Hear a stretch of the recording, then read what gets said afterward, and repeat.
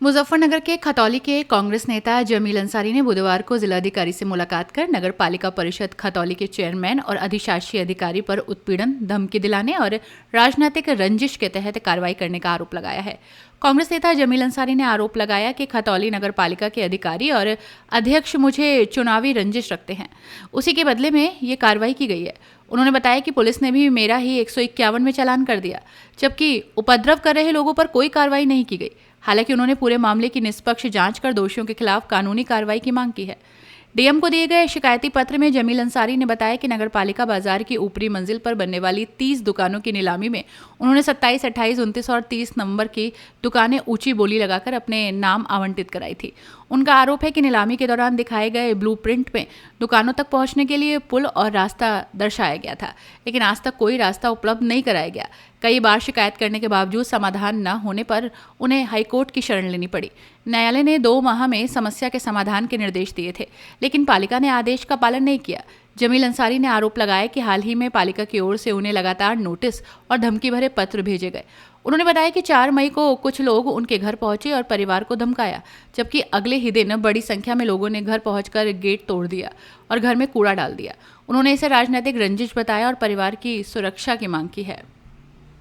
अच्छा जमील जी, 2 दिन पहले आपके घर के बाहर कूड़ा डाला गया था, क्या मामला है बताइए। अब ये तो मुझे पता नहीं क्यों डाला, लेकिन मेरे घर के आगे कूड़ा डाला है और जी मेरे घर का दरवाजा भी तोड़ा है। क्या मेरे से दुश्मनी है वो मैं जानता नहीं। और उसी के बाद फिर आप पे ही कार्रवाई हुई, पुलिस कार्रवाई भी। ये राजनीति के चलते ये सब काम हुआ है। वो पावर में है, उनका कहना भी है कि हम पावर में है, जो चाहें हम कर सकते हैं। वो तो हमने कम किया है, उनका कहना ये है जो हुआ है मेरे साथ वो कम हुआ है, इससे ज्यादा होना चाहिए। क्या हुआ है पूरा मामला? क्या था पूरा मामला, ऐसा क्यों हुआ? पूरा मामला मैंने आरोप लगाया जा रहा है कि आपने गाली गलौज की है ईओ के साथ फोन पे। अगर ईओ के फोन पे मैंने गाली गलौज की तो उसका फोन ले करके आप जांच कर सकते हैं, क्योंकि फोन में रिकॉर्डिंग होती है।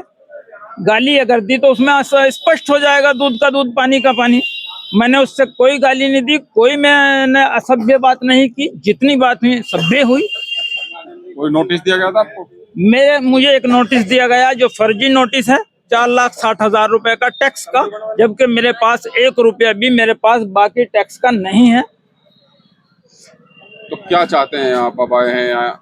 अब मैं ये चाहता हूँ, कप्तान साहब से भी हम मिले हैं, जो मेरे साथ घटना करी है, मेरे तो बच्चों को मारने का भी प्लान था इनका।